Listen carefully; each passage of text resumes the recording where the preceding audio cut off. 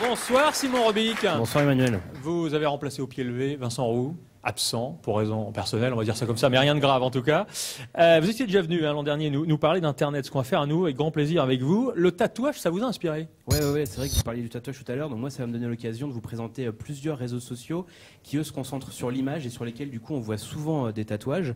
Le premier d'entre eux s'appelle Instagram, c'est une plateforme mobile en fait qui vous permet de prendre des photos avec votre téléphone portable, d'ajouter quelques effets et de la partager ensuite avec vos amis qui peuvent du coup la commenter. Et ce qui est intéressant, c'est qu'on peut aussi suivre des mots-clés spécifiques sur ce réseau-là.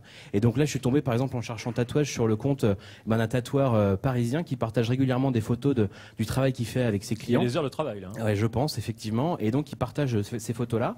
On peut les observer en détail et puis nous aussi venir commenter ces photos-là, ces tatouages-là. C'est quoi les commentaires là-dessus là parce que ça a l'air assez gai. Hein. Voilà, non, ils sont plutôt impressionnés par la qualité du travail de ce tatoueur. Et donc à notre tour, on peut aussi partager cette photo avec nos amis. Et donc voilà, on partage toutes les photos qui sont partagées sur ce réseau-là.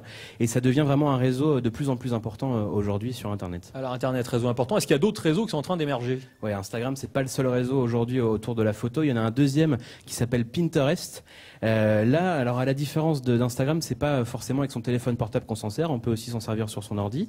Et c'est pas forcément aussi nos propres photos qu'on va les partager, mais celles qu'on peut glaner un peu sur Internet, celles qui nous inspirent, qu'on trouve belles, etc. Et on peut les ranger dans des dossiers. Donc là, j'ai trouvé un dossier là encore dédié justement au tatouage et ça représente un peu comme si on faisait une collection de photos chez soi, quoi. Et il y a des initiatives locales en la matière ou pas? J'en ai trouvé un qui s'appelle Scribs, ça c'est vraiment sympa. Ça marche un peu comme sur Instagram, donc sur son téléphone portable, mais au lieu de prendre une seule photo, on va en prendre 3 et ajouter des petites légendes directement sur la photo pour qu'on puisse comme ça un petit peu raconter les histoires.